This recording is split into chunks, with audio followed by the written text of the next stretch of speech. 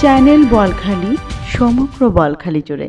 চট্টগ্রামের বোয়ালখালীতে dynamic sporting ক্লাবের আয়োজনে অনুষ্ঠিত দ্বিতীয়বারের রাত্রিকালীন অলিম্পিক ফুটবল টুর্নামেন্টের ফাইনালে চ্যাম্পিয়ন হয়েছে দুবাই কিংস ফুটবল একাদশ।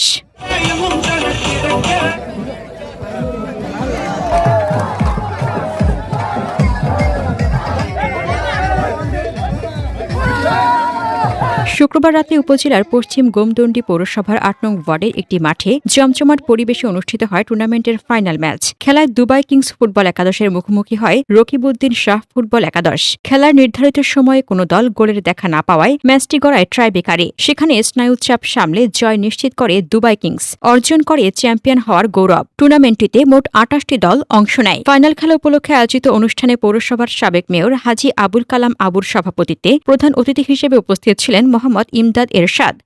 যেহেতু আমি একজন ক্রীড়াবিদ, আমি ফুটবলের সাথে ছোটবেলা থেকে নিয়োজিত, এখানে ডেডিকেটেডলি আমি খেলতাম, আমি স্কুলের জন্য, পাশাপাশি ক্রিকেটও খেলতাম।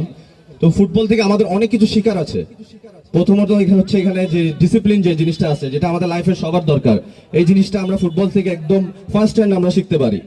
এর মধ্যে টিম ওয়ার্ক যে জিনিসটা আছে, দলবদ্ধতা, ঐক্য, এই জিনিসটা আমাদের ফুটবল থেকে শেখা যায়। পাশাপাশি শিক্ষা অর্জন করতে হবে, এই উদ্যোক্তা আহ্বানকে। উদ্বোধনী অনুষ্ঠানে খেলার উদ্বোধন করেন ব্যবসায়ী মুস্তফা কামাল মানিক, হেলালুদ্দিন রুবেল ও বিএনপি নেতা জুলফিকার ইসলামের যৌথ সঞ্চালনায় অনুষ্ঠানে বিশেষ অতিথি হিসেবে বক্তব্য রাখেন থানার ভারপ্রাপ্ত কর্মকর্তা Mahfuzur Rahman, barrister Saeed M Ahsan, Mohammad Khorshed Alam Parvez, Idris Hossain O Golam Hossain Nannu.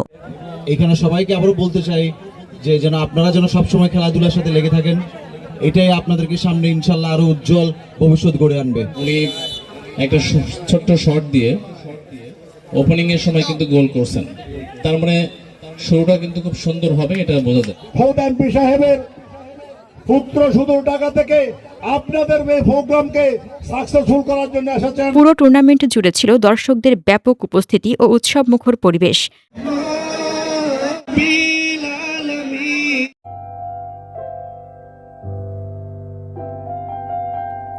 For more updates, subscribe to our channel, click the show links and enjoy watching the videos.